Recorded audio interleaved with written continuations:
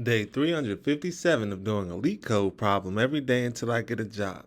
All right, y'all, we're back again another day, another LeetCode problem where we're doing daily LeetCode problems. And today we have question number 10, regular expression matching. The difficulty level is hard, but don't worry because we're going to keep the solution as simple and easy to understand as possible. But before we get started, y'all, don't forget to like, comment, and subscribe. And if you need any new Apple AirPods, go on and check out that link in the description so you can get you some. Now let's see what the question says. Given the input string S and a pattern P, implement regular expression matching with support for a period and a star, where the period matches any single character and the star matches either 0 or more of the preceding element. The matching should cover the entire input string, not partial. All right, y'all, so I can understand how that question could be a little bit difficult to understand. So let's go ahead and take a look at these examples just to make sure we are doing this problem correctly.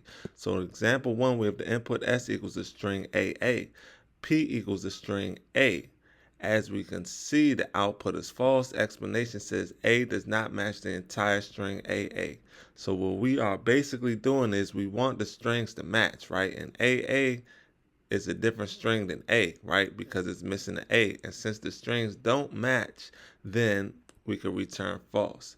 Now, when we take a look at example 2, we'll see that they give us they give us some extra characters we can use in case the strings don't completely match. We might be able to use another character to make it match. So let's go ahead and take a look at example 2 where they give us a case of that, right? So in example 2, we have the input S equals a string AA.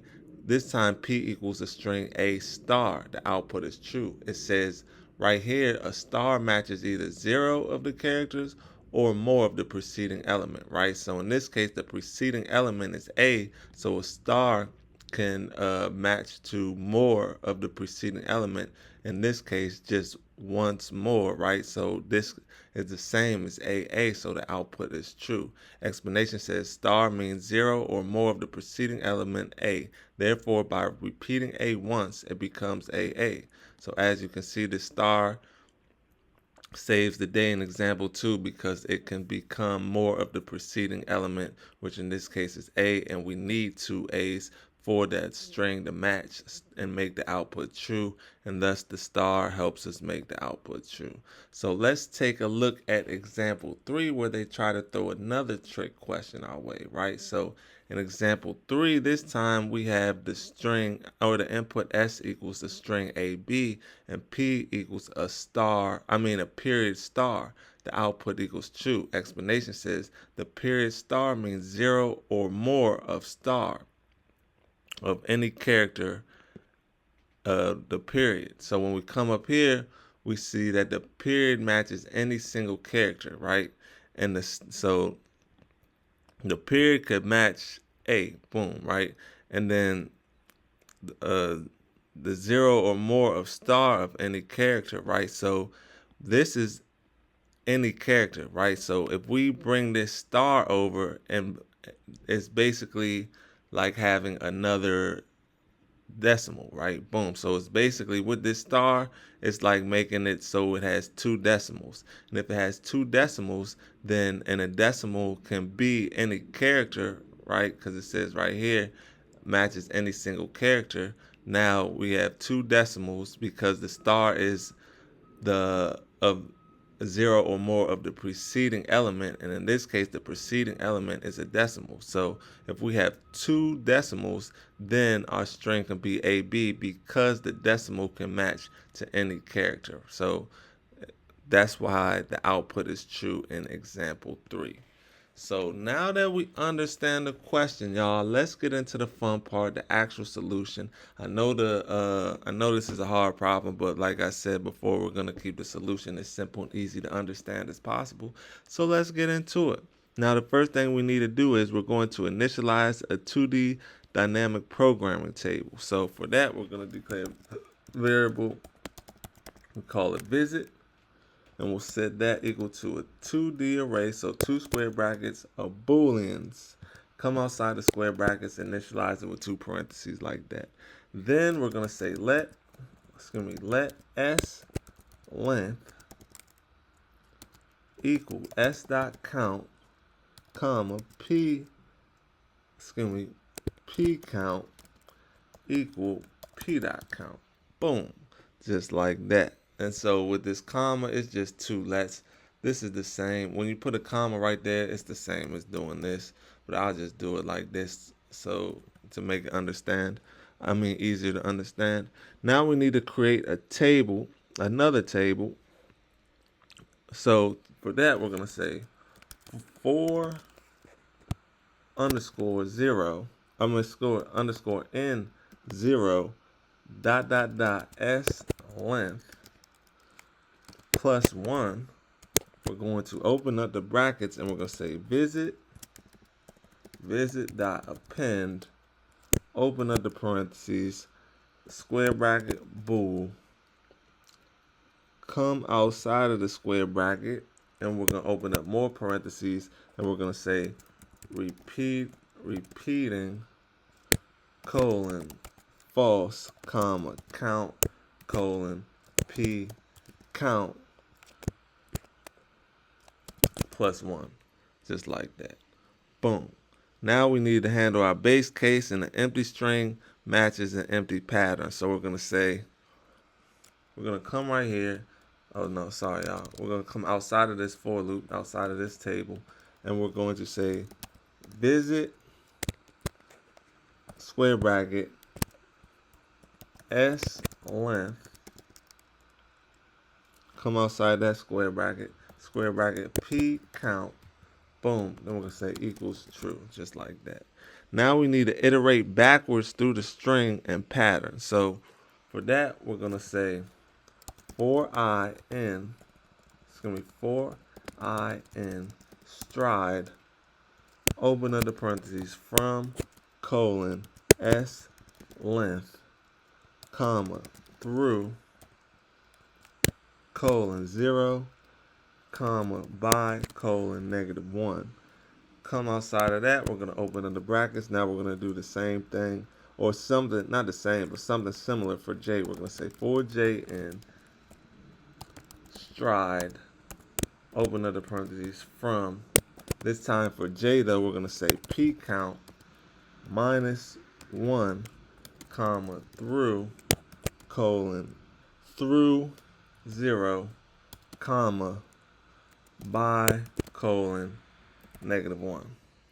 Boom. Then we're going to come outside of that and we are going to open up the brackets. Now we're going to say we need to convert the string to arrays for character access by index. So we're going to say this is going to help us access the characters by index, because we're going to be dealing with arrays. We're going to turn the string into an array, right? So we're going to say let r square bracket s, or excuse me, let rs, no square bracket, just let rs equal array, open up the parentheses s. Then we're going to do the same thing for p. We're going to say let rp equal array, open up the parentheses p, just like that. Now we need to check if the current characters match or if a pattern has a decimal. So to do that, we're going to say let first equal I is greater than, or excuse me, less than s length, and two and signs, open up the parentheses, rs square bracket I equals rp square bracket j. Then we're going to say or, two vertical lines for or rp square bracket j equal sign, open up the quotations and put the decimal in between those quotations. Now if the next character in the pattern is a star, we need to consider it for 0 or more preceding the element. So for that, we come underneath this and we can say if j plus 1 is less than p count and RP square bracket J plus 1 equals, open up the quotation marks, and we put a star this time. We're going to open up the brackets. Boom. So first we need to handle the star acts as 0, and we can skip the 2 characters in the pattern. So for that, we are going to say visit square bracket I square bracket J equals visit square bracket I square bracket J plus 2. Boom. Then, or this second option is going to act as multiple of the current char, right? And try next in S. So for that, we are going to say or 2 vertical lines.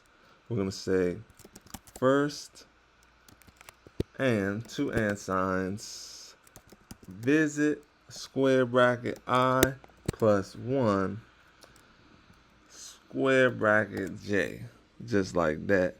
Then if no star matches the current character, then we can move both indices forward. So for that, we could just come right here and say else, and then we're going to move them both forward by saying visit square bracket I square bracket J equals first and 2 and signs visit square bracket I plus 1 square bracket J plus 1.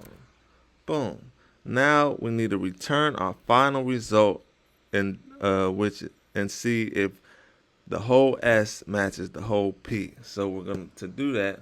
We could just come right here and we can say return visit square bracket 0 square bracket 0.